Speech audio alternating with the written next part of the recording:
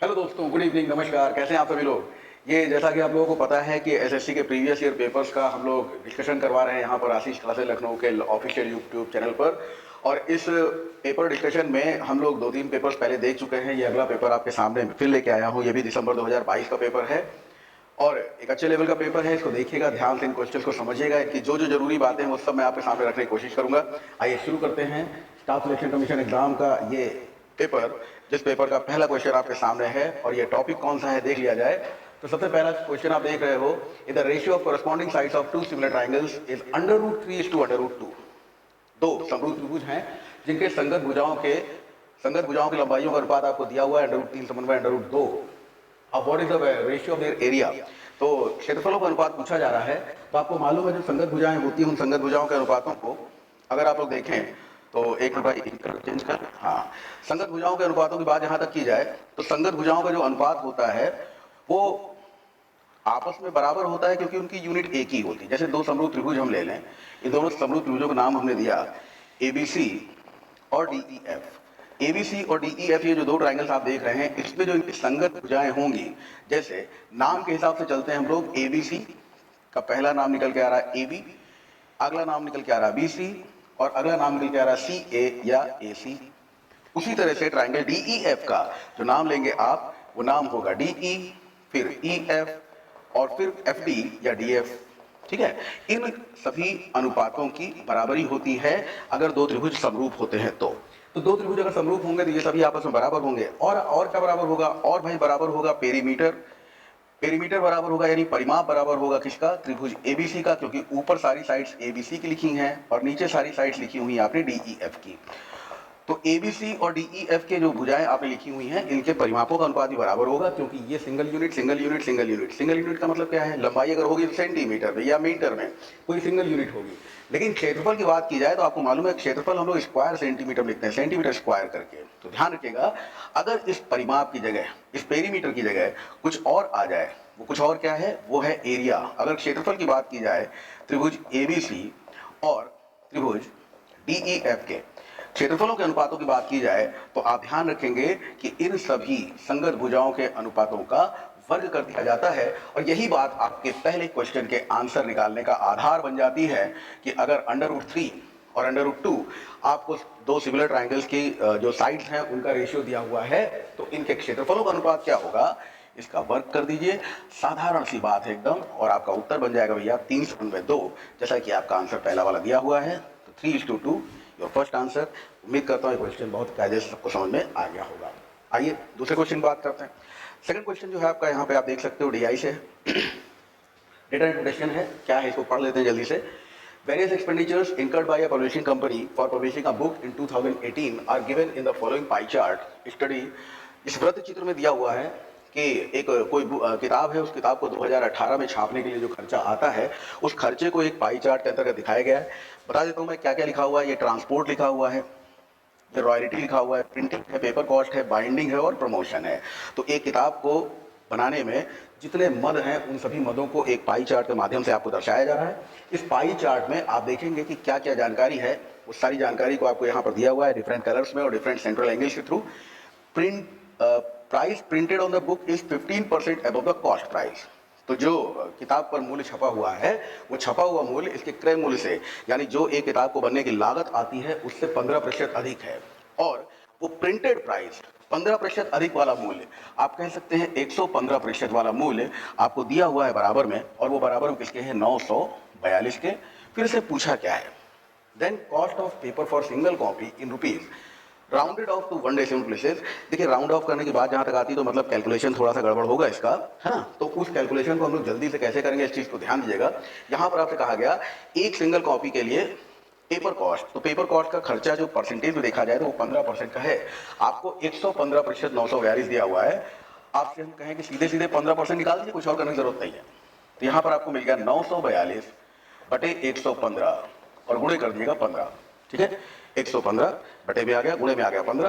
और इस तरह से जब आप इसको कैलकुलेट करेंगे तो चलिए कर लेते हैं भाई। 5 तिहाई 15, 5 दूनी 10, 5 तिहाई 15, 3 दूनी 6, 3 चौक 12, 3 नवा 27 और 1 28, 2826 बटे 23।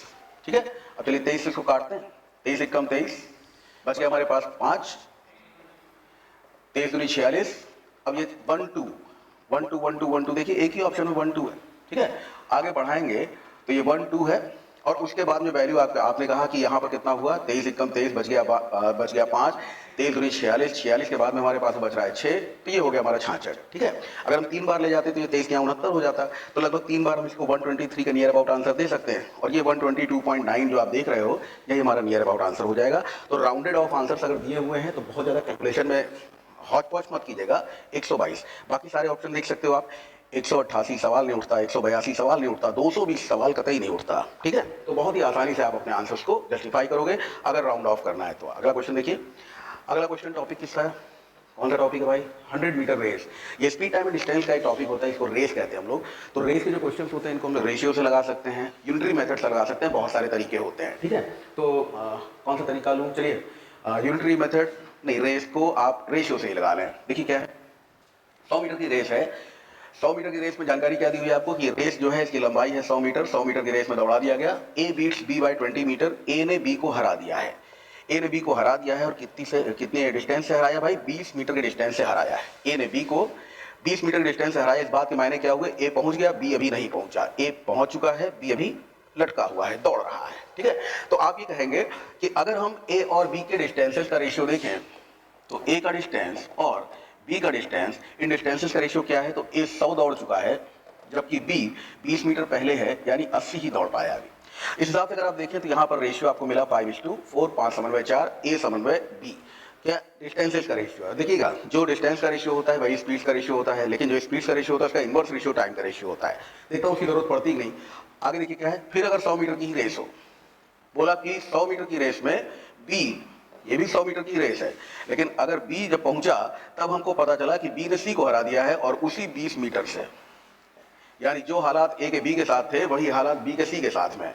तो अब आप कहेंगे कि भाई बी का डिस्टेंस और सी के डिस्टेंस के बीच में अगर रेशियो निकाला जाए तो वो भी इसी प्रकार 100 समन्वय 80 यानी 5 समन्वय 4 निकल के आ जाएगा, ठीक। अब अगर इन सारे डिस्टेंसेस को एक साथ मर्ज कर दिया जाए, ए का डिस्टेंस, बी का डिस्टेंस और सी का डिस्टेंस, तो आप कहोगे ए का और बी का कितना हो गया 5 4, बी और सी का कितना हो गया 5 4। इस हिसाब से अगर देखा जाए तो इनका कॉम्बिनेशन ऑफ रेशियोज निकाल दें। कॉम्बिनेशन ऑफ रेशियोज मतलब A to B to C अगर निकालेंगे हम तो वो is to B is to C निकल के आएगा। बगल वाले पे कब्जा कर लो भाई, तो 5 हम 25, 4 पंजे 20, 25 समन्वय 20 समन्वय 4 चौक 16। यहाँ पर आप सिंपलेस्ट फॉर्म में देख सकते हो कि आपने क्वेश्चन पूछा है कि by how much distance does A beat C, कितनी दूरी से, इसी दौड़ में कितनी दूरी से ए सी को हरा देगा। तो ए अगर 25 दौड़ेगा तो सी दौड़ेगा 16, यानी ए अगर इंटू 4 करके देखो 100 दौड़ेगा तो सी दौड़ेगा इंटू 4 करके देख लो 64।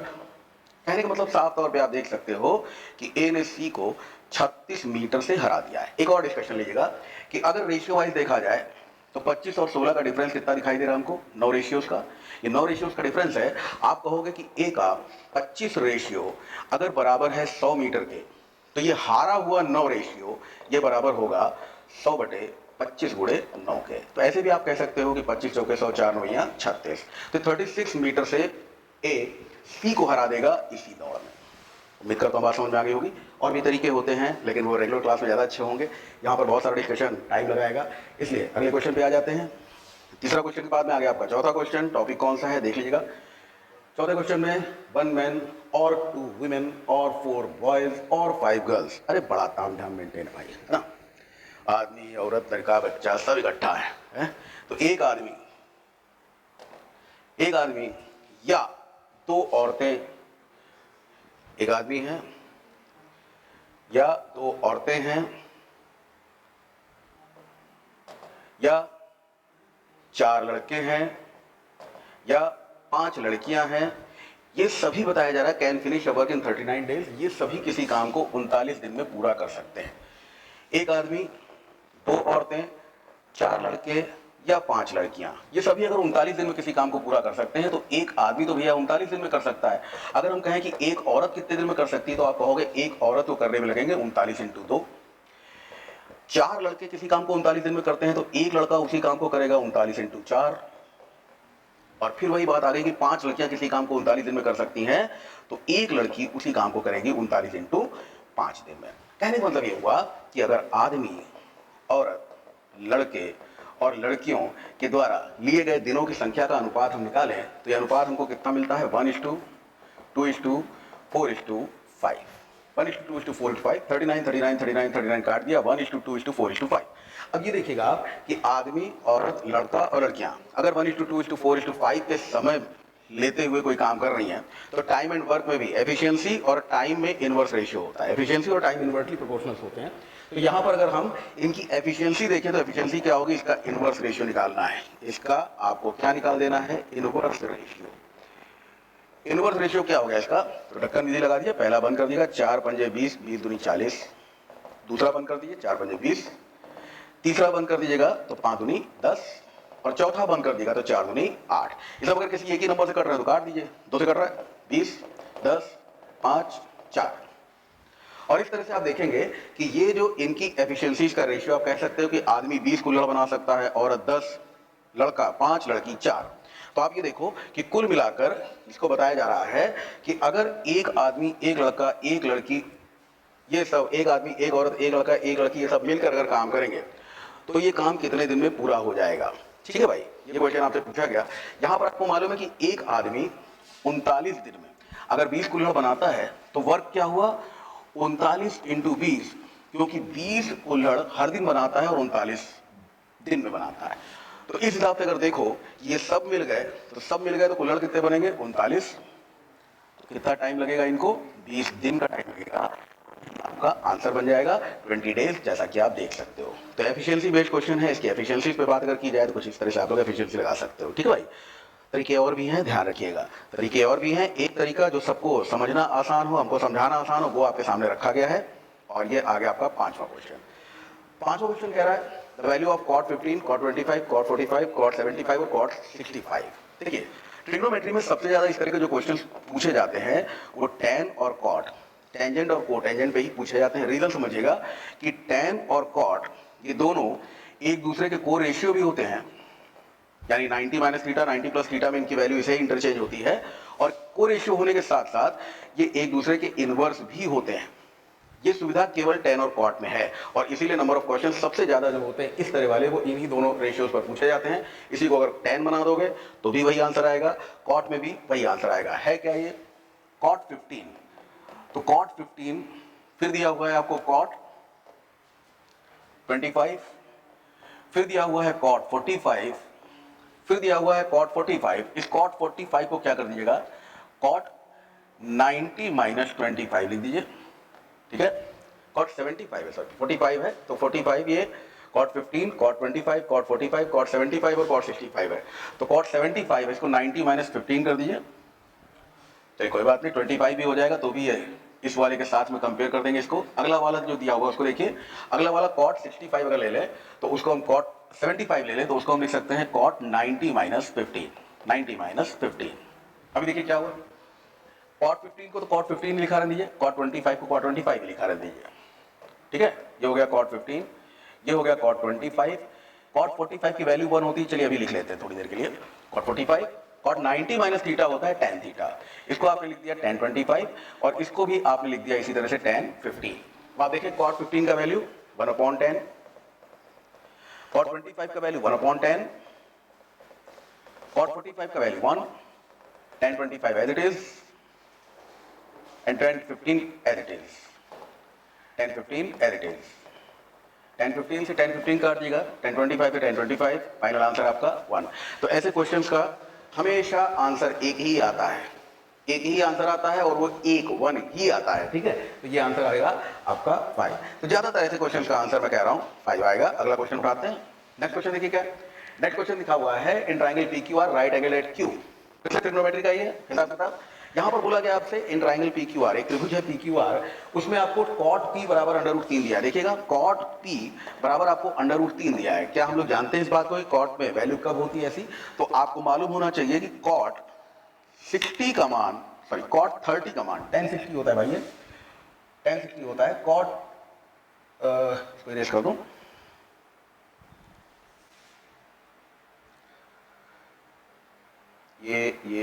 ये रहा। हाँ, इसमें मैं कह रहा हूं कि यहां पर जो हमने लिखा है cot 30 की वैल्यू होती है कॉट 30 की वैल्यू होती है √3। ठीक है, तो यहां पर आप देख सकते हो कॉट से कॉट कैंसिल हो गया। आप कह सकते हो एंगल पी बराबर कितने डिग्री का आ गया, 30 डिग्री का। फिर वैल्यू पूछा है आपसे साइन पी कितना होगा, तो साइन पी कहीं ना कहीं आपसे साइन 30 की वैल्यू पूछ रहा है, वो आप सभी लोग जानते हो 1/2 है, तो आंसर आपका 1/2। ठीक है, सारा क्वेश्चन था, बिल्कुल ज्यादा इसमें टाइम लेने की जरूरत नहीं है, फटाफट देखते जाए। अगला क्वेश्चन 7वां क्वेश्चन है आपका, इसमें क्या कह रहा है, the difference of two numbers is 1564। बड़ा बढ़िया क्वेश्चन है ये, नंबर सिस्टम कहीं कह सकते हैं इसको हम लोग, नंबर सिस्टम का कह लो, सिंप्लीफिकेशन कह लो, जिसकी इच्छा हो। तो डिफरेंस ऑफ टू नंबर्स, दो संख्याओं का अंतर आपको दिया हुआ है, और वो अंतर आपको दिया हुआ है 1564। और उसके बाद बोला after dividing the larger number by the smaller, तो जो बड़ा वाला नंबर है उसको छोटे वाले नंबर से भाग दिया जाए। तो भाग देने के बाद में बोला जाता है गेट 6 एज क्वोशिएंट, भागफल 6 मिलता है, एंड 19 एज रिमाइंडर, और शेषफल 19 मिलता है। ठीक है, अब आपको मालूम है कि जो भाज्य होता है, भाज्य बराबर होता है भाजक गुणे भागफल प्लस शेषफल, यानी आपको मालूम है कि डिविडेंड होता है divisor into quotient plus remainder. उस हिसाब से आप कह सकते हो कि x is equal to y into 6 plus 19 हो जाएगा। ठीक है, ये क्या होता है मैं बता दूं आपको, कैपिटल डी, यूक्लिड की डिवीजन लेमा कहता है कि capital D is equal to d q plus r. ये क्या है, ये डिविडेंड है, भाज्य है जिसको भाग दिया जा रहा है, जिससे भाग दिया जा रहा भाजक वो स्मॉल डी है, क्वोशिएंट क्यू, क्वोशिएंट मतलब भागफल, और आर मतलब reminder.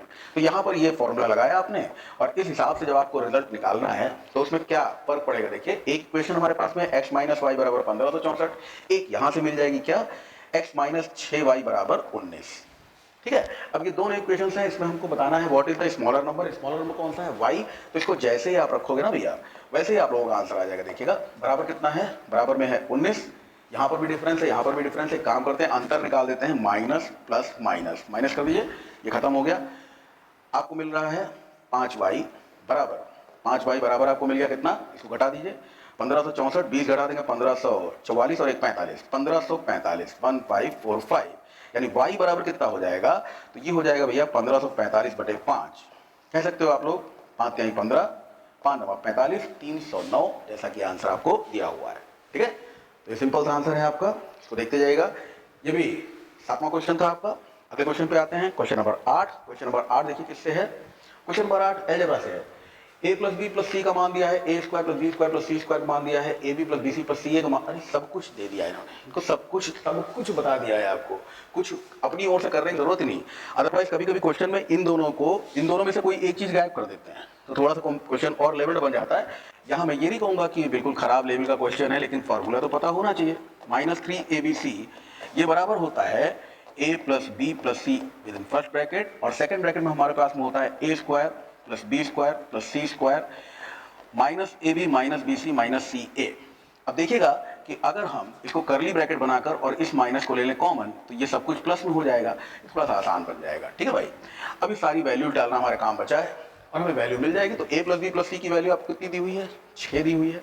a square plus B square plus C square की वैल्यू कितनी दी है, तो ये आपको 14 दी हुई है, और minus A B plus B C plus C A की वैल्यू आपको दी हुई है भैया 11।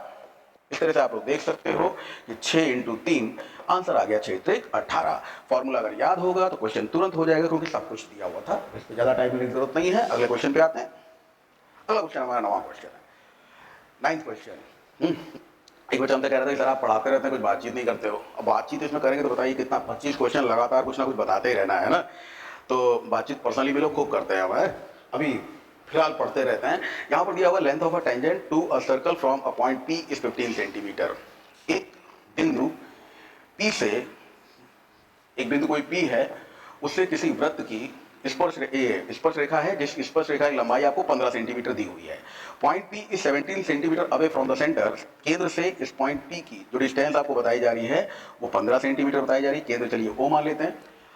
A point P is 70 centimetre away from the centre, what is the radius of the circle. ये ध्यान रखिएगा कि त्रिज्या पूछी जा रही है आपसे, तो केंद्र से स्पर्श रेखा का जो स्पर्श बिंदु होता है वो 90 डिग्री का एंगल बनाता है।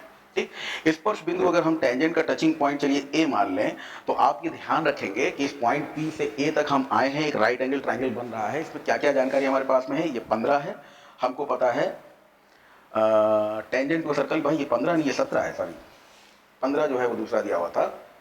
तो देखिएगा ये आपको दिया हुआ है 17, इधर दूसरा दिया हुआ 15। ठीक है, जो डिस्टेंस आपको दिया हुआ है केंद्र से जो दूरी दी है ये 17 दी है और ये 15 दी हुई है। अब वैसे भी आप देखिए ना, कर्ण है तो सबसे बड़ा होगा। अब ये 17 15 ये पूछ लिया है, क्या बुरी बात पूछी। पाइथागोरस थ्योरम लगा लें या पाइथागोरियन ट्रिपलेट्स अगर याद हो कि 8 15 17 होते तो आंसर 8 हो जाएगा। वैसे हम पूरा लिख देते हैं इसको, क्या हो जाएगा यहाँ पर 17 का स्क्वायर बराबर होता है आर स्क्वायर प्लस 15 का स्क्वायर। आर स्क्वायर निकालने के लिए आपको 289 में से माइनस करना है 225, माइनस कर दीजिए भाई, मिलेगा आपको 64। आर स्क्वायर अगर 64 है तो आर बराबर 8 है, यही 8 आपका आंसर है। क्वेश्चन नंबर 9 है। आइए 10वें क्वेश्चन पे। अगला क्वेश्चन है 10वां क्वेश्चन किस टॉपिक से है भाई, पढ़ लीजिए आप लोग, जरा बताइएगा। Side of an equilateral triangle is 24 centimetre, what will be the radius of in circle of the equilateral triangle. Equilateral triangle दिया हुआ है और इक्विलेटरल ट्रायंगल में इन रेडियस पूछी हुई है। इसमें ऑप्शंस जो दिए हुए हैं मेरे ख्याल से कुछ थोड़ा बहुत गड़बड़ है। कैसे? क्योंकि 6 12 8 और 3 दिया हुआ है, हम लोग इन रेडियस निकालने जा रहे हैं। ध्यान रखिएगा, किसी भी इक्विलेटरल ट्रायंगल में उसके अंदर जो सर्कल बनाया जा सकता है उस सर्कल का रेडियस हम लोग निकालने जा रहे हैं। ठीक है भाई, यहां से अगर देखा जाए तो इसका रेडियस निकालने का एक फॉर्मूला होता है और वो डायरेक्ट फॉर्मूला ये होता है कि इन radius in an equilateral triangle I R बराबर होता है a/2√3। इन जनरल जो फॉर्मूला होता है किसी भी ट्रायंगल की इन रेडियस निकालने के लिए वो होता है डेल्टा अपॉन एस, यानी त्रिभुज का क्षेत्रफल बटे उसका अर्ध परिमाप। और वैसे अगर देखा जाए तो इक्विलेटरल ट्रायंगल में अगर इसको देखा जाए तो यही माध्यिका है। माध्यिका का ये ऊपर वाला बड़ा वाला हिस्सा जो आप देख रहे हो, आपको मालूम है माध्यिका केंद्र पे आके 2:1 के रेशियो में बाइफरकेट होगी। जो बड़ा वाला हिस्सा आप देख रहे हो वो दुगना होता है छोटे वाले के, और जो बड़ा वाला हिस्सा आप देख रहे हो यही हिस्सा सर्कम रेडियस होती है। माने इसको रेडियस मान के अगर कोई सर्कल ड्रॉ करोगे तो कुछ इस तरह से निकलेगा, वो एक अलग बात है। तो यहाँ पर इन सारी लंबाइयों के बारे में भैया अगर बात करें हम, कोई भी फॉर्मूला आप लगा दो, √3 का होना तो उसमें बड़ा जरूरी है। क्यों? क्योंकि डेल्टा की वैल्यू आप रखोगे तो क्या आएगी, √3/4 a स्क्वायर। ए स्क्वायर मतलब ट्राइंगल की साइड, जो इक्विलेटरल ट्राइंगल की साइड आपको दी है 24, अपॉन सेमी पेरीमीटर अर्ध परिमाप, तो 3 गुना किसका 24 का, और बटे करोगे आधा कर दोगे। क्यों? क्योंकि अर्ध परिमाप है, परिमाप होता तो 24 का 3 गुना, A plus A. What will be the radius, तो ये रेडियस में √3 का होना भैया नितांत आवश्यक है, इस चीज को ध्यान रखिएगा। यहाँ देखिए आप 24 से 24 खत्म हो गया, 2 दूनी 4। आंसर हमारा जो आ रहा है वो किस हिसाब से आ रहा है, तो गड़बड़ हो जाएगी यहाँ पर। तो ये √3/4, अच्छा 24 भी है, पाई आर जो √3/4 आर होता है। तो यहाँ पर इसको अगर हम लोग काटे पीटे तो हमको रिजल्ट क्या मिलेगा, 2 3 6 चौक 24, 4√3 हमारा आंसर आना चाहिए। एक काम करते हैं, दूसरे फॉर्मूले चेक करते हैं इस वाले से। इन radius in an equilateral triangle, तो क्या होगा, ए यानी भुजा, भुजा है 24 बटे 2 बार √3, और 2 बार √3 को चलो रेशनलाइज कर लें तो √3 से, पर मैं ही करना, कर लीजिएगा √3 से ऊपर नीचे मल्टीप्लाई कर लेते हैं। तो ये √3 और √3 बन गया जाकर के 3, 3 8 24 और 2 चौको 8, यार भाई 4√3 ही आएगा। तो इस ऑप्शन में शायद हो सकता है बच्चों ने क्लेम किया हो, आई डोंट नो, बट इसका एग्जैक्ट आंसर 4√3 होना चाहिए। ठीक है, तो ये हो गया आपका क्वेश्चन नंबर 10। आइए अगले क्वेश्चन पे आते हैं। 11वां क्वेश्चन क्या कह रहा, 11वां क्वेश्चन किस टॉपिक से है पहले तो रीड कर लीजिए। टॉपिक जो आपको दिखाई दे रहा है, the radius of right circular cylinder is 5 times of its height if the height of the cylinder is 3.5, what is the volume of the cylinder. आपको बताया जा रहा है कि एक लंबवृत्तीय बेलन की जो ऊंचाई है वो is 5 times of its height, जो त्रिज्या है वो ऊंचाई का 5 गुना है। एक लंबवृत्तीय बेलन की त्रिज्या उसकी ऊंचाई का 5 गुना है, और उसके बाद बताया जा रहा है कि ऊंचाई भी दे दी है आपको, है ना। तो एक तो फॉर्मूले वाली बात आ जाती है। फॉर्मूले वाली बात जहां तक की जाए तो बेलन के लिए पाई आर स्क्वायर एच ये वॉल्यूम का फॉर्मूला बनता है। हम इसमें कह सकते हैं भाई 22/7, और रेडियस और हाइट के बीच का जो रिलेशन उसको समझिएगा कि हाइट आपको दी हुई है 3.5 और radius of a circular cylinder is 5 times of its height, यानी हाइट का 5 गुना। अगर रेडियस की बात की जाए तो वो 5 गुना है ऊंचाई का, और ऊंचाई आपको दे दी है 3.5, यानी हाइट रेडियस कितनी हो गई 5 × 3.5। तो जब इसको हम फॉर्मूले में रखेंगे तो राइट रेडियस का स्क्वायर कितना हुआ, 5 × 5 × 3.5 × 3.5 और इंटू हाइट, और हाइट भी आपको दी हुई है 3.5। ठीक है, अब इसमें इजीली आप लोग जितना काट पीट सकते हो काट पीट लेना। चलिए थोड़ा सा डिस्कशन बना लेता हूँ इस पर। बटे में क्या किया आपने, 3 जीरो बढ़ा लिया, 1000 कर लिया, 50 25 चौके 100, ये हो गया 40। और इसको छोटा करना चाहते हैं, चलिए कर लेते हैं। तो 7 5 35, 7 5 35 हो गया, और 2 से काट लीजिए एक बार, और 2 से 11 हम 22, 2 दूनी 4, ये हमको रिजल्ट मिल गया 335 × 5। भाई देखिए यहाँ पे क्या हुआ, 35 × 35 हो गया 1225, 11 इंटू 5 इंटू 1225, ठीक है। 1225 का 5 गुना कीजिए भाई, ये रिजल्ट आपको कितना मिल रहा है देखिएगा, बटे में 20 भी है, इस बात को ध्यान रखते हुए। तो यहां पर इसको देखा जाए तो 5 25, 5 दूनी 10 तो 12, फिर 5 दूनी 10 और 11, 5 कम 5 और 6, और इसको 11 से मल्टीप्लाई करना है, बटे में कौन है, बटे में 20 है। 11 से मल्टीप्लाई करने के लिए क्या बताया था भाई, ऐसे तिरछा करके लिख दीजिए और जोड़ दीजिए, 5 5 2 7, 2 1 3, 4 1 7, और ये हो गया 6, बटे में क्या है 20 है। कहने का मतलब ये है कि टाइम ज्यादा लगेगा ना, इसको और सॉल्व करेंगे तो और टाइम लगेगा। मैं आता हूँ दूसरी बात बताते हैं, यहाँ पर ऑप्शंस उठा लेना, 3368.75, और क्या दिया हुआ है 3872.75, फिर क्या दिया हुआ है 3146.75, और दिया हुआ है हमारा 3524.25। ऑप्शन जो होगा ये ध्यान रखिएगा कि क्योंकि हमको यहां पर 11 से मल्टीप्लाई करना ही पड़ेगा, इसलिए ऑप्शंस अगर डेसिमल्स में दिए हैं, पाई में दिए हैं तो नहीं, अगर डेसिमल्स में आपको आंसर दिए हैं तो सिंपली 11 की डिविजिबिलिटी चेक कीजिएगा। आपको मालूम है कि एक एक यूनिट छोड़कर अगर हम लोग जोड़ते जाएं और जो दो पद मिलते हैं, यानी विषम स्थानिक और समस्थानिक, इवन प्लेसेस और ऑड प्लेस डिजिट्स को हम लोग को जोड़ना है। देखिए क्या होगा, 3 और 8, 8 3 11 और 5 हमको मिल गया कितना 16।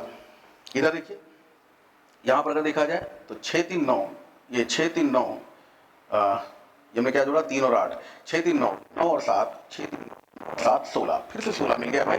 तो ये आंसर जो है हमारा डिविजिबल है और इसीलिए यही हमारा आंसर बनेगा। और यही प्रोसेस आप बाकी सब में अप्लाई करेंगे, आपको 11 की डिविजिबिलिटी नहीं मिलेगी, तो बस यही कर लीजिएगा।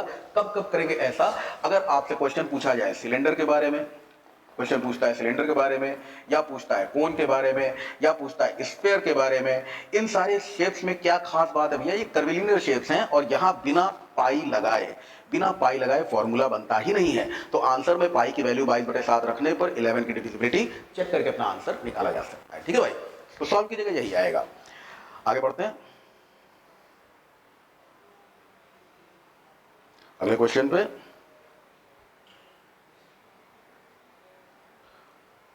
नेक्स्ट क्वेश्चन जो देख रहे हैं हम लोग, यहां पर अगला क्वेश्चन क्या कह रहा है, नेक्स्ट क्वेश्चन है हमारा क्वेश्चन नंबर 12। 11वां क्वेश्चन हो चुका है, 12वां क्वेश्चन देखिए। 12वां क्वेश्चन हमारा कह रहा है, in an election between two candidates 12% of voter did not cast their vote. एक इलेक्शन हुआ, उस इलेक्शन में दो कैंडिडेट्स थे, 12% वोटर्स ने अपने वोट ही नहीं कास्ट किए। विनर जो है उसने 68% वोट्स ऑब्टेन किए और अपने कंटेस्टेंट को हरा दिया है 2880 मतों से। ऐसा क्वेश्चन आपसे बोला जा रहा है। तो आपको मालूम है कि टोटल कुल मिलाकर देखा जाए 100% वोट्स हैं। इसमें से आपको मालूम है कि जो 12% है, 12% voters did not cast their votes, ये गए ही नहीं, ये नहीं गए, ये गए नहीं। अब क्या हुआ, उसके बाद जो विनर है उसको मिल गया ऑफ द टोटल वोट दिया हुआ है, ऑफ द टोटल वोट्स है ना, तो 68% यानी कि 100 अगर लेके चल रहे हैं, उसका 68% ये किसको मिला है, ये मिला है भैया जीतने वाले को। अब जो कुछ बचा है वो हारने वाले को मिलेगा। तो आप देख सकते हो कि ये 68 और 12 हो गया हमारा 68, 69, 70 और 20% है ना, तो 20% जो होगा, 20% बचा है, ये हारने वाले को मिला। अब आपको मालूम है कि जीतने वाले को 68% मिला है और हारने वाले को 20%, तो 68 और इस 20 का डिफरेंस अगर हम लोग निकाल लें तो ये हार जीत का अंतर आ रहा है इन परसेंटेज, जो कि है 48%, और संख्या इसकी दी हुई है कितनी, ये 2880 दी हुई है। 48% 2880 आपको दिया है। अच्छा पूछा क्या, अगर पूछा था कुल कितने मत हैं तो हम 100% निकालते, पूछा था हारने वाला कितने पाया है तो 20% निकालते, कुछ कर दिया हुआ। और जीतने वाला 68% निकाले, नहीं गए 12% निकालने। क्या पूछा है देख ले, What was the number of total voters who cast their votes in election? तो जो वोटर्स थे जिन्होंने इलेक्शन में मतदान किया, 12% नहीं गए, तो कितने लोग गए होंगे, 88% गए होंगे। यानी 48% अगर 2880 है तो 88% कितना होगा, 2880 बटे 48 गुणे 88, और इस तरह से आपका आंसर आ जाएगा। चलिए चेक करते हैं, यहां पर 48 इसको काट दें तो ये 6 बार, और 6 8 48, 4 6 8 48 और 4 52, 5280 हमारा आंसर होना चाहिए। जी हाँ, यही हमारा आंसर है 5280। ठीक है, परसेंटेज के जनरल कॉन्सेप्ट का क्वेश्चन है, इलेक्शन वाले क्वेश्चन आपको मालूम है परसेंटेज में अक्सर पूछे जाते हैं। 13वां क्वेश्चन देखिए क्या है। 13वां क्वेश्चन कौन सा टॉपिक है भाई, cuboid of length 36 metre, breadth 18 metre and height 9 metre is melted and recast into a cube. एक घनाभ है, उस घनाभ के बारे में बताया जा रहा है, उसकी लंबाई है 36, उसकी चौड़ाई है 18 और उसकी ऊंचाई है 9। इसको पिघला दिया गया तो इसके आयतन में तो कोई परिवर्तन नहीं आएगा। इसका जो आयतन है उससे एक घन बनाया गया और आयतन कितना होता है ए क्यूब अगर 36, 18 और 9 के बराबर है तो उसकी लेंथ ऑफ डायगोनल पूछी है, विकर्ण की लंबाई पूछी है, उस घनाभ को पिघलाकर बने हुए घन के विकर्ण की लंबाई। अब आप देखिए यहां पर इसको हम लोग थोड़ा सा सॉल्व कर लेते हैं। क्या लिख सकते हैं इसको आप लोग इसको लिख सकते हो 4 इंटू 9, इसको क्या लिख सकते हो 2 इंटू 9, और क्या है 9 तो है ही। ये भी आप देख सकते हो 4 दूनी 8 मतलब 2 का क्यूब इंटू 9 इंटू 9 इंटू 9 9 का क्यूब। अगर ए क्यूब बराबर इतना है तो ए बराबर कितना होगा 2 गुणे 9 यानी 9 की 18। अब विकर्ण की लंबाई क्या होती है, डायगोनल विकर्ण की लंबाई होती है a√3 भुजा √3 यानी 18√3। सीधे आपका आंसर आ गया 18√3। ठीक है भाई, ये हो गया आपका मेंशुरेशन का क्वेश्चन नंबर 13। अगले क्वेश्चन पे आए, 14वां क्वेश्चन कहां से है, सारणी अंक से, टेबुलेशन। तो यहां पर आपको दिया हुआ है following table shows number of delivery patterns in 1000 who joined 5 different companies during the 6 years. ठीक है, 6 साल यानी 2016 से लेकर 2021 तक। कंपनीज देखो, कंपनी के नाम बड़े इंटरेस्टिंग दिए हुए हैं ना, कौन कौन से, इमेजॉन, फ्लिपकार्ट नहीं, स्विगी नहीं, टोमेटो नहीं, पिंट्रा नहीं, मिंत्रा है ना, पिंट्रा। तो find percentage increase the number of delivery pattern join Pintra from 2017 to 2001। Pintra को ज्वाइन करने वाले 2017 से 2021 में संख्या में किस प्रकार कितने प्रतिशत की वृद्धि दर्ज की गई है, यही है भाई। हाँ, 5.6 से 7.2 की वृद्धि हुई है। अब आप देखें कि 5.6 था, 5.6 से बढ़कर 2021 में पहुंच गया है 7.2। ये फर्क कितने का है, तो 12 में से 6 गया 6, ये 1.6 का डिफरेंस आपको दिखाई दे रहा है। 1.6 का डिफरेंस यानी 1.6 की वृद्धि किस पर, 5.6 पर। परसेंटेज में कितना होगा, इंटू 100%, इंटू 100% कर लीजिए। यहां पर आपने डेसिमल से डेसिमल हटा दिया, पाड़ा पढ़ लिए 8 का, 8 दूनी 16, 8 सते 56, 200/7 है ना। 1/7 कितना होता है, 100/7 की बात करें तो 14 सही 2/7 होता है, उसका दुगना कर देंगे तो 28 सही 4/7, यही हमारा आंसर हो जाएगा।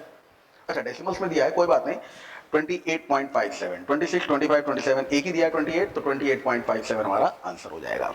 अगला आइए, अगला क्वेश्चन देखिए क्या कह रहा है। अगला क्वेश्चन है अलजेब्रा से, हाँ, बड़ा कठिन क्वेश्चन है। सिंपल सी बात है भाई, a cube plus b cube divided by a square minus A B plus B square की फॉर्म में आपको दिया हुआ है। फॉर्मूला क्या होता है, मैंने पिछले वीडियो में बता रखा है आप लोगों को, a प्लस बी और फिर A square minus plus B square और डिवाइडेड बाय वही A square minus A B plus B square आपको दिखाई दे रहा है। तो मतलब क्या हुआ है, कैंसिल हो गया। फाइनल रिजल्ट आपका आएगा a प्लस बी, और a प्लस बी का मतलब 762 प्लस बी की पोजीशन पे 316। इस तरह क्वेश्चंस में यही करना होता है हमें, बस जो दो टर्म्स दिए उनको देखिए और जोड़ दीजिए, सीधी सी बात। कितना हो गया भाई, 6 2 8, 6 और 1 7, 7 3 10, 1078 हमारा आंसर। ठीक है, 1078 हमारा आंसर है। इस पर कोई खास टाइमिंग नहीं लगी, आराम से हो गया। अगला क्वेश्चन 16वां है। 16वें क्वेश्चन में the price of some wooden furniture increase by 65% when it passes through 3 hands. 3 विभिन्न हाथों से गुजरते हुए एक वुडन फर्नीचर, कोई मेज है, कोई कुर्सी है, उसका प्राइस जो है वो 65% 65% बढ़ जाता है। अब आप ये देखिए 3 हैंड कैसे हो सकते हैं कि मैन्युफैक्चरर है, निर्माता कोई चीज बनाता है, वहां से थोक विक्रेता होलसेलर उठाता है, वहां से वो फुटकर विक्रेता यानी रिटेलर को देता है, और रिटेलर के पास से कोई वस्तु पहुंचती है कस्टमर तक। तो ये 3 हैंड्स हो गए ना। तो यहां से देखिए, पहला, ये दूसरा और ये तीसरा। अब मान लीजिए कोई मेज मैन्युफैक्चरर ने बनाई, मेज बनाई, उसमें कितना लकड़ी लगा, कितना सनमाइका लगा, कितना कीले लगा, कितना फेविकॉल लगा, ये सब मिला के हमने कहा 100 रुपए। तो बताएगा कि 3 डिफरेंट हैंड से गुजरते गुजरते इसकी कीमत में 65% की वृद्धि हो जाती है। मतलब इसकी कीमत कितनी हो जाती होगी, 165 हो जाती होगी।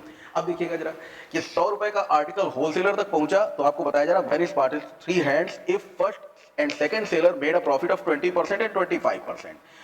पहला और दूसरा विक्रेता 20% और 25% का लाभ कमाते हैं, तीसरा विक्रेता कितना लाभ कमाता है, ये बात पूछी जा रही है आपसे। ठीक, गौर करिएगा कि 100 रुपए का आर्टिकल कितना बढ़ गया, 120% हो गया, 20% बढ़कर।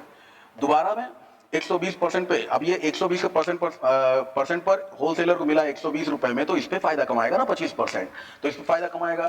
तो इसका 125% निकालें आप। फिर जो आया उसका भगवान जाने कितना परसेंट, बराबर है 165 के। अभी भगवान जाने कितना निकालिएगा, थोड़ा बहुत छोटा कर लीजिए इसको, 100 से 100 काट लेते हैं।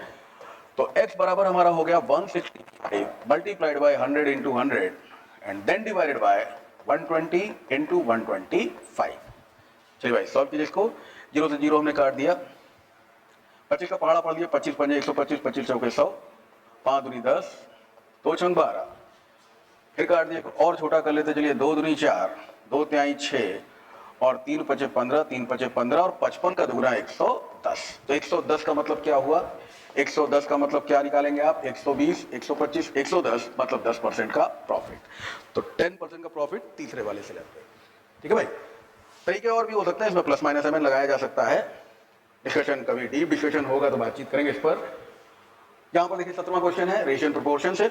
प्रोपोर्शन से बेसिकली ये क्वेश्चन, या फिर क्या कह रहा है, ये प्रोपोर्शन का क्वेश्चन है और ये हमसे कह रहा है कि what is the ratio of fourth proportional, चतुर्थानुपाती, what is the ratio of fourth proportional of, दो कंडीशंस दी हुई हैं, 2, 5 समानुपात 6 और पता नहीं कितना x मान लेते हैं, और फोर्स प्रोपोर्शनल दूसरा वाला बोल रहा है, दूसरा वाला चतुर्थानुपाती किसका, 6, 8 समानुपात 9 समन्वय पता नहीं कितना y ले लेते हैं। ठीक है, तो चतुर्थानुपातियों का अनुपात निकालना है आपको। देखिए यहाँ क्या है, product of extreme is equal to product of mean, यानी बाहर वालों का गुणनफल बराबर भीतर वालों का गुणनफल।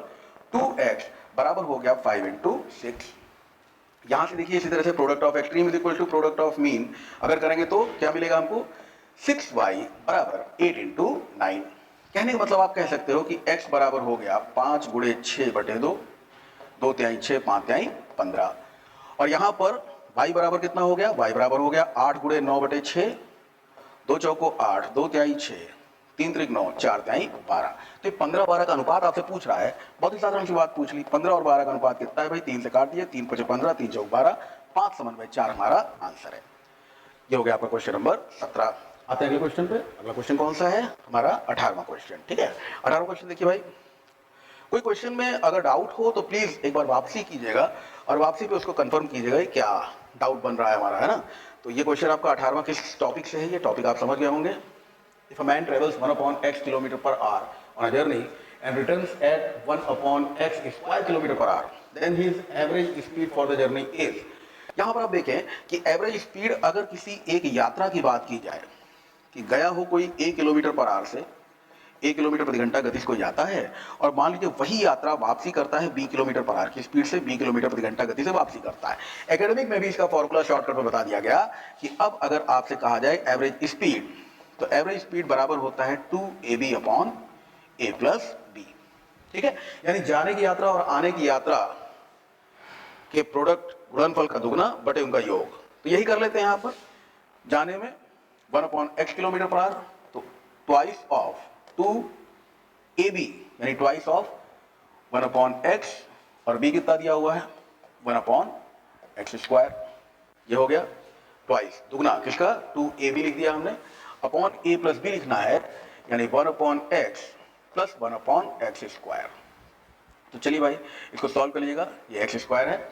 अब इसको सॉल्व करने पर देखिए क्या मिल रहा है हमको, न्यूमरेटर में हमारा मिल रहा है हमको 2/x स्क्वायर इंटू x यानी x क्यूब अपॉन, इसको सॉल्व करेंगे तो x स्क्वायर और x का एलसीएम कितना आ गया, x स्क्वायर खत्म हुआ तो x और पूरा x खत्म हो गया प्लस 1 मिला। ठीक है भाई, यहाँ पर ये वैल्यू जब हम उलट पलट देंगे, बटे का बटा पलट दीजिए, ये इसके साथ हो जाता है प्रोडक्ट ऑफ एक्सट्रीम, ये इसके साथ प्रोडक्ट ऑफ मीन, तो आपको क्या मिलेगा 2x square divided by x cube multiplied by x plus 1।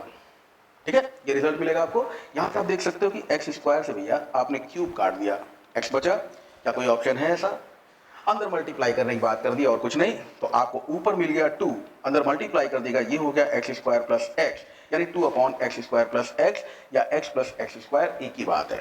Simple सा फॉर्मूला अप्लाई कीजिए और आपको आपका आंसर मिल गया। 18वां क्वेश्चन 19वें पे आए। ये अलजेब्रा के बड़े फेमस क्वेश्चन है, मैंने पहले भी इन पे बहुत सारे डिस्कशन किए हुए हैं। k प्लस 1/k की पावर 4 बराबर 194 दिया। देखिए बराबरी में जो दिया है उसको a मानने पर मैंने क्लास में बहुत बार लिखवाया है कि x plus 1 a plus 1/k जो भी दिया हो, बराबर में जो कांस्टेंट दिया उसको अगर a मानोगे तो ध्यान रखना है कि x स्क्वायर प्लस 1/x² बराबर क्या होता है a square minus 2, x cube plus 1/x³ बराबर क्या होता है a cube minus 3a, x की पावर 4 प्लस 1/x की पावर 4 बराबर क्या होता है, ये होता है a स्क्वायर माइनस 2 का होल स्क्वायर माइनस 2। और यही चीज a स्क्वायर माइनस 2 का होल स्क्वायर माइनस 2, यही आपको 194 दिया हुआ। चलो यही सॉल्व कर लेते हैं, क्या करना है अलजेब्रा लगा के, यही सब पकड़ते हैं इसको। ये क्या हुआ, a स्क्वायर माइनस 2 का होल स्क्वायर बराबर 194, ये हो गया 196। ये यहाँ पर समझ जाएंगे आप लोग, लेकिन फिर भी बिगाड़ के साफ साफ लिखे दे रहा हूँ। ये क्या हो गया 194 प्लस 2 196। उसके बाद में आप करेंगे a स्क्वायर माइनस 2, स्क्वायर लगा भाई, उधर स्क्वायर रूट, आपको मालूम है 14 का स्क्वायर 196 होता है।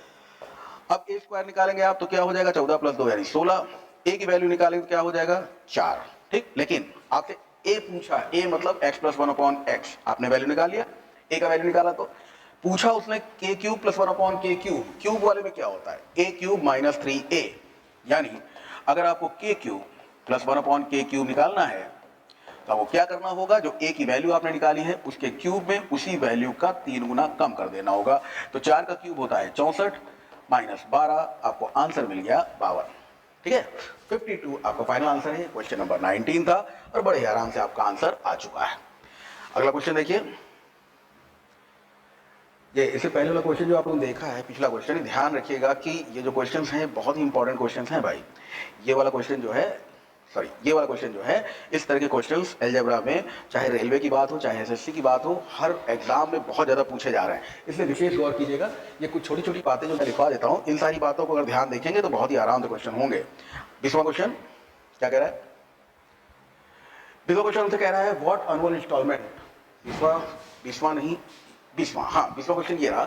ये कह रहा है the HCF of two numbers 240 and 391 is. अब देखिए यहाँ पर डिविजिबिलिटी का जनरल कॉन्सेप्ट लगाइएगा। वैसे तो क्या करना होगा कि आप इसमें लॉन्ग डिवीजन मेथड लगाएंगे, ठीक है भाई। इसमें आप क्या लगाएंगे 391, इसमें आप लोग लॉन्ग डिवीजन मेथड लगाकर अपना आंसर निकाल सकते हैं। मैं क्या कह रहा हूँ, डिविजिबिलिटी का फॉर्मेट ध्यान रखिएगा, 2040 और 91, ये दो नंबर्स आपको दिए हैं। इसमें जो ऑप्शन दिए उनको उठाइएगा, 17 भी छोड़ देते हैं। ऑप्शन है 21, 16 और 18, ये वो नंबर्स हैं जो इनका एचसीएफ है, और एचसीएफ है तो इनसे दोनों नंबर्स कंप्लीटली डिविजिबल होने चाहिए। अब आप जरा ध्यान से समझो कि क्या 16 से इसको चेक करने की जरूरत नहीं, कटेगा कि नहीं कटेगा, 391 कटेगा क्या, नहीं कटेगा, ऑड नंबर है। 18 से नहीं कटेगा, ऑड नंबर है। तो दो ऑप्शन तो सीधे सीधे खत्म हो रहे हैं। 21 के बारे में बात करते हैं, 21 का मतलब क्या हुआ 3 और 7, यानी ये दोनों नंबर डिविजिबल होने चाहिए। देखिए 2040, अगर हम 2 + 0 + 4 + 0 करते हैं तो ये आपको योग कितना मिलता है, 6 मिलता है। 6 3 के पहाड़ी में आता है, तो ये नंबर तो भाई 3 से जा रहा है। लेकिन इसकी बात करो 3 + 9 + 1 अगर करोगे तो 9 3 12 और 1 13, क्या 13 3 के पहाड़े में आता है, नहीं आता, इसलिए ये नंबर 3 से नहीं जा रहा।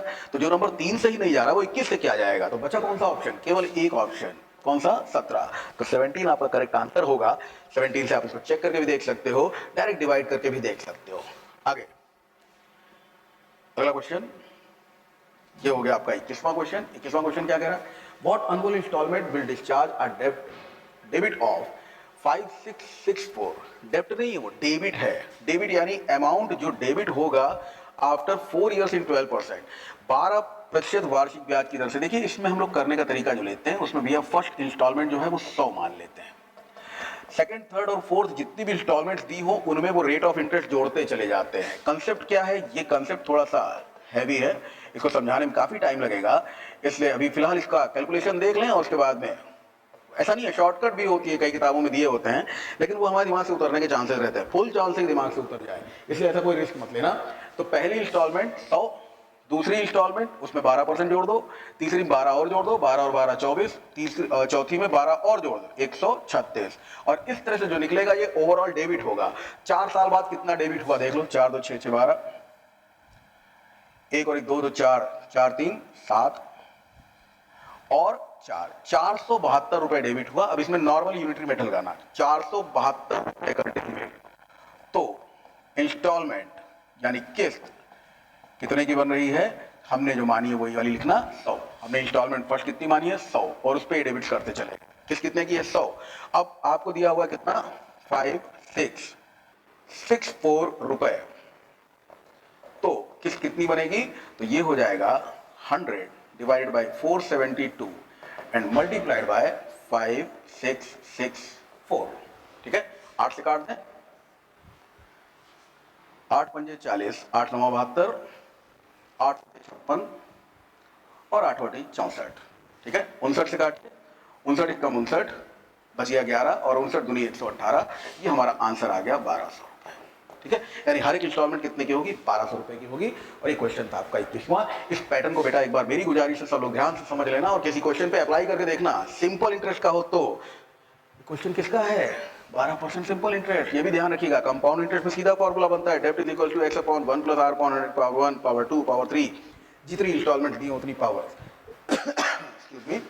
अगला क्वेश्चन 22वां क्वेश्चन है और ये फिर एक टेबुलेशन से है, सारणीयन से है।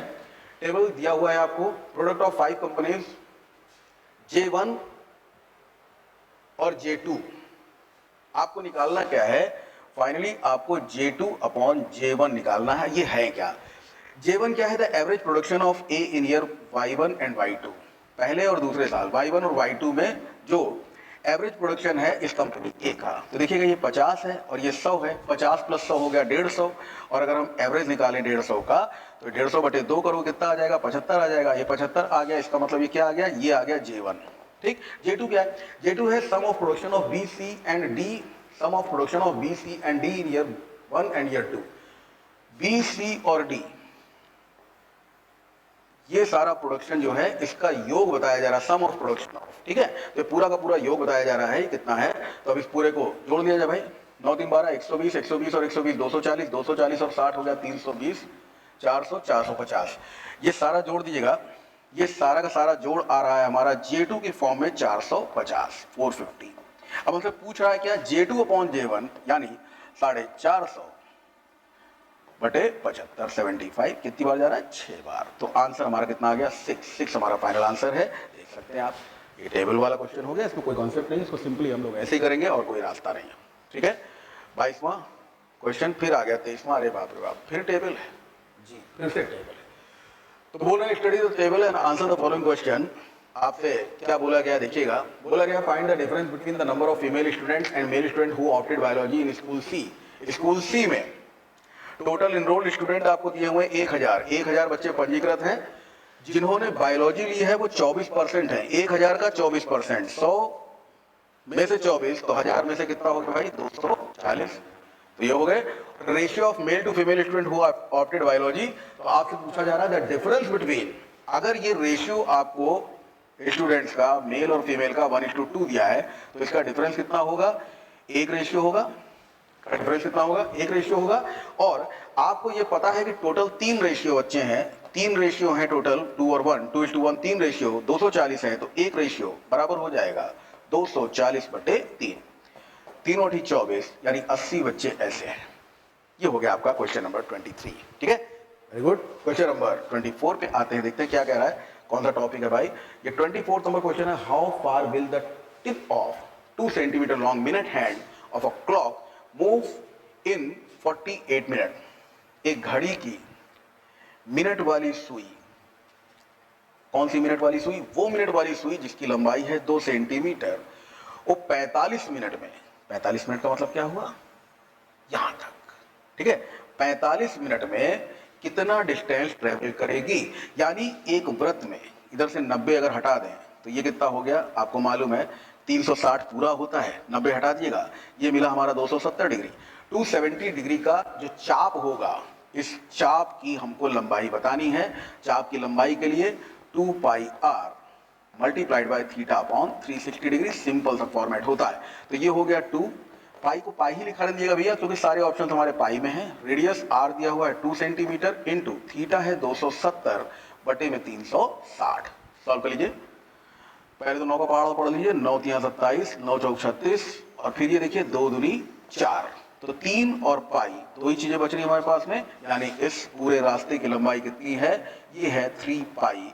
ये ऑप्शन नंबर 2, 3 पाई आपका आंसर हो गया। ठीक है, आइए अगला क्वेश्चन नंबर लास्ट। ये क्वेश्चन क्या कह रहा है, किस टॉपिक से है? Sunil purchase a fan at 10% discount on a labelled price. ठीक है, तो जाहिर सी बात है डिस्काउंट हमेशा लेबल्ड प्राइस सूची मूल्य, कैटलॉग प्राइस, लिस्ट प्राइस, इस तरह के नाम दिए थे ना, अंकित मूल्य जिसको कहते हैं हम लोग, तो उस पर दिया गया, उस पर डिस्काउंट भी उसको 15% का मिला है। अब आपसे बताया जा रहा है कि नहीं, क्या कह रहा है सुनिए, Sunil purchase a pen eight 10% discount on level price, 10% के डिस्काउंट पर खरीदता है। अब कह रहा है कि अगर वो इसको 15% डिस्काउंट पर खरीदता, फर्क देखिए साफ तौर पे आपको दिख रहा होगा, यहाँ फर्क है 5% का, 10% और 15% में फर्क है 5% का, तो उसके 400 रुपए बच जाते, ये सेव ₹400, 400 रुपए बच जाते।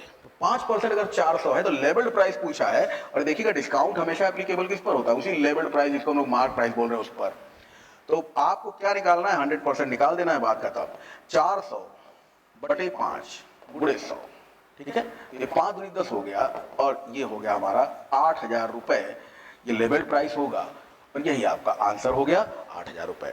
ठीक है, तो आई होप कि ये पूरा डिस्कशन आप लोगों को समझ में आया होगा। मैंने कई क्वेश्चंस पर जहां पर जरूरत समझी वहां पर रुक के डिस्कशन किया, और जहां जरूरत नहीं समझी वहां तुरंत बता के उत्तर स्किप कर गया।